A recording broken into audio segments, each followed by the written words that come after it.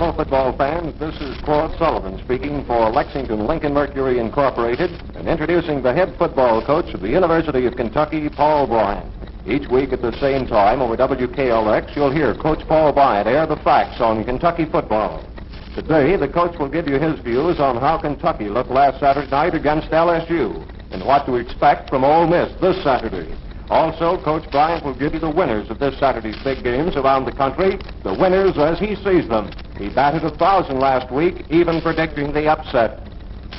Well, Coach, Kentucky has now won its second game of the season and defeated LSU for the first conference win of the season. How does that make you feel at this point?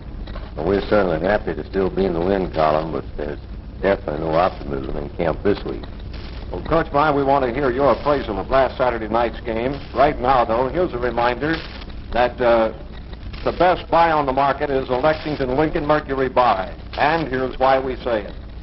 No matter what make or model your car may be, you can get it serviced with a guarantee at Lexington Lincoln Mercury Incorporated. Lexington Lincoln Mercury Incorporated offers Lincoln Mercury parts, and they give you expert workmanship, modern service equipment, and fast, efficient service on every guaranteed job. You'll also find genuine Lincoln and Mercury parts made by Ford at Lexington Lincoln Mercury. They have the largest and most complete selection of these parts in central Kentucky, and all orders are promptly filled. So for the best in any make car service, and for all Lincoln Mercury parts, visit Lexington Lincoln Mercury Incorporated, located at 473 East Main Street in Lexington. And now for Coach Bryant's appraisal of the Kentucky team they're showing against LSU Saturday night in Baton Rouge. Well, Coach, how would you rate our running attack and pass defense and offense Saturday night? Well, it was certainly satisfactory so far as I was concerned because we came away with the most points. Well, Coach, who were the outstanding performers in the game for us? It was a team victory. Everyone played well. They all went after them in good shape, hitting hard, and certainly a team victory. However, Phelps turned in a mighty fine performance the first half. Our whole line, I thought, did well. We were let up there on occasions, but I thought our sophomore tackle, Jim McKenzie, turned in a good game. But all in all, it was a team victory. It was a good one. I mean, it was a good, rough, tough football game, and we were pleased with our outfit, although we were ragged in spots. Well, Coach, from the radio booth, this was an impression of mine that Babe Parilli is very deceptive. How do you rate his deception right now, and what do you think Babe's chances are after his first conference game? Well, his performance there, it was satisfactory. Like any sophomore, he made some mistakes, but I think he's definitely a very fine prospect, and his performance out there proves that after all he threw some passes and held the ball most of the time in all of our offense. But I think he'll come along and get better each Saturday. I think he has more confidence now, and we certainly have a lot of confidence in him. Coach, how would you rate the Kentucky line play in the game? Well, it was satisfactory. After all, LSU didn't score, and to me, the greatest thing of the whole football game, aside from getting the most points, was the fact that when they had first down on our 4-yard line, that our team was both in necks and refused to let them put the ball behind there. To me, that was a great expression of spirit and determination. Well, how about LSU's performance? Did they live up to everything that you expected from them? Frankly, Claude, we knew very little of LSU because their personnel had changed quite a bit since last year, and they had changed their offense quite a bit. They were definitely all keyed up for the football game. They were raring to go, and they were hitting hard. They played a jillion defenses. I think they must have played 8 or 10 different defenses, which made it hard on our quarterbacks. Their line was charging hard on certain plays. Other plays they were drifting, and they had some backs that ran awfully hard. Those big backs were hard to bring down, and we didn't look too good tackling them at times. I'd say offhand, though, that the best thing they did was cover kicks. We think we have a good kicking game, but we didn't do too well returning kicks, although I think we returned for probably an average of 10 or 15 yards a clip.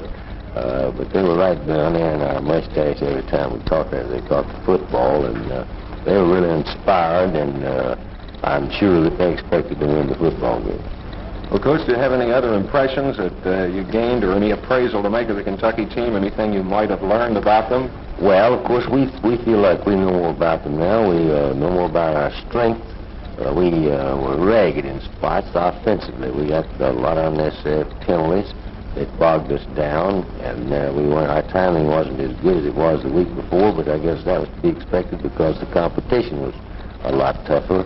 But I think we have a pretty good football team, and I know they'll go out there and hit and play, and that's all we can ask of them. Well, 5 teams have won conference victories now, and we'll be going after our second one this Saturday afternoon, against what everybody knows is going to be an awfully tough opponent, and that's the University of Mississippi, and the game will be down there. Coach, what do you all know for sure about Ole Miss? Well, the only thing we know for sure about them is that they had as good a material as the big teams like Notre Dame, Tennessee, Georgia, Tulane, and people like that. They have a lot of big, strong football players. Everyone knows that. They probably have them 5 deep. They have some great football players. You know, any team that's successful has to have a few great boys, a couple, or sometimes you're blessed with as many as 3. But we think that Mississippi, we think they have 5 great football players. We think their left-hand Striblin is a great football player. We know their tackle Dale is a great football player, and Crawford, their guard, is an All-American football player, and the big center, 235-pound Farragut's a great football player. And I wouldn't be surprised if their fullback Dotley's the best fullback in the United States. They play a rough, tough brand of football. They're well coached. They have a good offense. They have a very fine kicking game. They just have a tremendous number down there. I noticed they play 6 or 7 men in each position for every game. Our scouts say they can't tell the difference when they come in there hardly. I don't know. I'm not inclined to be too pessimistic anymore, but frankly, if we can hold them 4 or 5 touchdowns, I wouldn't be pleased because I'll never be pleased when we win, but they'll probably beat us 4 or 5 touchdowns. Well, Coach, in naming their great players there, you listed ends, linemen, and a backfield. Where do you think Ole Miss might present an attack that we'd be unable to cope with? Well, their line. Gee, their line is terrific. They have 9 linemen who are playing their 4th year. They've played on their football team their 4th year. Well, now, you know, if you've got 9 boys in there playing all this time, you're bound to have built up a pretty good backlog of pretty good football players behind them. Last year, I think it was, they were considered the team that has the best line in the conference, and they have the same line back this year, with the exception of Barney Poole and the Striblin boy, according to our scouts and a lot of other people, is equal to Poole. They lost some backs last year, but this Dotley just hit his stride in their Tennessee game. And this year he's terrific. They have a lot of speed. Their right halfback Jenkins, a 10-second man, and so their left halfback Mustard. And Wilson, their safety man, they probably have the best safety man in the league against passing. They have a very fine kicking game, and they are sudden death on punt returns. Well, Coach, another thing that I think a lot of football fans would like to hear you give briefly an explanation for is Saturday night, for instance, in Baton Rouge, both teams used a tight T formation, but this Saturday afternoon, we, of course, will be using the tight T formation, and Ole Miss will use the split T. What's really the basic difference between those 2 systems? Well, of course, Ole Miss, they say they use a split T, and they split, but they use a lot of offense that the other T formations use. Their offense is not strictly a split T offense. The difference, of course, is the fact that the split T, their quarterback does a lot of running. They're split out. The line is split to give a hole to make you open up in there. And their whole offense is built on the quarterback taking the ball and taking it to their halfback into the line and taking a pitch out or pitching it out and keeping it and going off tackle. They do very little countering. They just start one way and come back to the other side. And the quarterback is a rule is their main ball carrier. However, it's not true with Ole Miss. Their fullback Dotley is the boy that they learn the football more than anyone else. Or however, teams that use a split T like Missouri and Oklahoma, their fullbacks are strictly blocking backs and hardly ever carry the ball. Well, Coach, I've been asking the questions all along here. Do you have anything that I might not have asked questions that you would like to cover or say? Well, I'd like to say this about our game last week. We were very proud of our boys. I mean, they went down and played in a big stadium, a big school, and against a tough football team.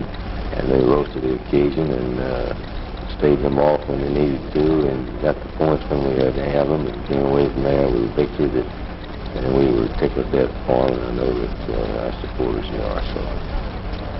Well, sports fans, there's Coach Paul Bryant's appraisal of Mississippi, along with the background and his appraisal of what the game really meant between Kentucky and LSU. So you can fill in the score for yourself on Saturday afternoon's Kentucky-Mississippi game.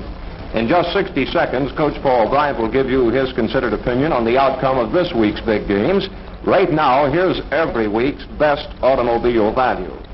A Lincoln Mercury used car is your best motoring buy, for every model is checked and rechecked for more efficiency, more operating economy. Skilled mechanics at Lexington Lincoln Mercury work wonders in retuning motors, giving you a more comfortable, smoother ride. You don't forget the operating economy, low upkeep. Yes, it just naturally adds up to one thing. Lincoln Mercury used cars are the best for your needs.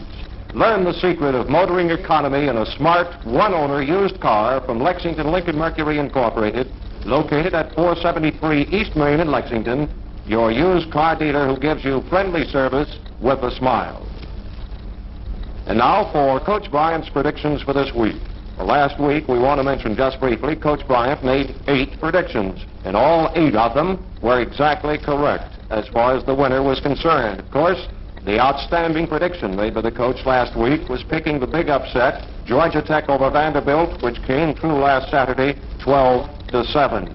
The others that Coach picked, which came true, Tulane over Alabama, Tennessee over Mississippi State, Ole Miss over Auburn, Florida over the Citadel, and Georgia over Chattanooga.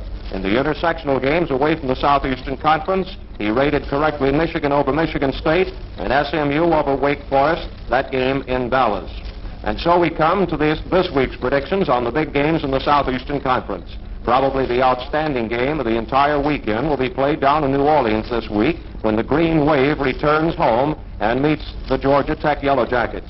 Coach, who do you pick to be the victor there? I like Tulane in the ball game. I think they have too much power for Georgia Tech, and they're too deep. Tech won a fine game last week, but I know that they only have 15 or 16 good football players, while Tulane has a host of good football players. They're playing in New Orleans, which should be to their advantage also. All right, Coach Bryant picks Tulane over Georgia Tech in this week's big Southeastern Conference battle. But, Coach, there's another conference game at Nashville this weekend. Alabama's in town to play Vanderbilt. Who will be the winner in that one? That's really a tough one. Last year they had kind of a grudge battle down in Mobile, a 14-14 tie. They both are smarting enough to tough defeat the opening game since they're playing in Nashville. And Vanderbilt's definitely tougher there. I think I was playing along with Vanderbilt. Coach Bryant picks Vanderbilt over Alabama this weekend. And here's one, an intersectional game, Coach. The Georgia Bulldogs journey to Chapel Hill to meet North Carolina this weekend. Who looks like the winner in that one? Georgia has a big, strong, powerful team this year. I think they're missing Johnny Roush, but their record is evidence that their running game is much better, very much better. North Carolina lost a host of good football players last year. However, it's my understanding that Coach Snavely had a lot of sophomores that he held over. In other words, that were available last year that did not play but got a year's practice against the varsity. And I think his team is probably about as strong as it was last year. And since they're playing in Chapel Hill, I picked North Carolina. Coach Bryant picks North Carolina over Georgia. And here's prediction number 4, another intersectional game down at Baton Rouge. And it'll be Rice against LSU. Coach, how about that one? I like Rice in the football game. Rice has a good football team, I understand. LSU might be down a little after their loss, or they might bounce back, but I think Rice will beat them passing the football because LSU's pass defense has some weaknesses that they'll probably take advantage of. All right, Coach, how about the Duke and Tennessee game this weekend at Knoxville? How does that look? Well, Tennessee has the mountain man. And I really think Tennessee will win the football game. However, I'm going to guess on it and say I think it'll be a tie ball game because Tennessee, although they have all the football players and will have a great record, when they have a tough schedule, they don't do quite as well as they do when they have a full schedule. And they had a tough game with Mississippi State last week, and I like to guess that that'll be a tie ball game. All right, sir, a tie between Duke and Tennessee. And here's our final prediction. Florida plays the University of Tulsa at Tulsa this weekend. Coach, who do you like there? I like Florida. They got off to a slow start this past week against the Citadel. However, the Citadel has a better football team than a lot of people had anticipated, including Florida, according to our scouts, but we think that they'll take Tulsa. Well, sports fans, there you have Coach Paul Bryant's predictions on the outcome of this week's top football games. Tulane over Georgia Tech, Vandy over Alabama, North Carolina over Georgia, Rice over LSU, Duke and Tennessee to play to a tie, and Florida over Tulsa. Thanks very much, Coach, for being with us again this week. Be sure to be with us each week at the same time, football fans, when Lexington Lincoln Mercury Incorporated presents another exclusive interview with Coach Paul Bryant, the head football coach at the University of Kentucky. We join with Lexington Lincoln Mercury in wishing Coach Bryant and his entire staff the best of luck in this week's game with Mississippi at Oxford. Be sure to join us next week when Coach Paul Bryant again gives the complete story on the Kentucky team. Till then, this is Claude Sullivan speaking for Lexington Lincoln Mercury and saying so long for now.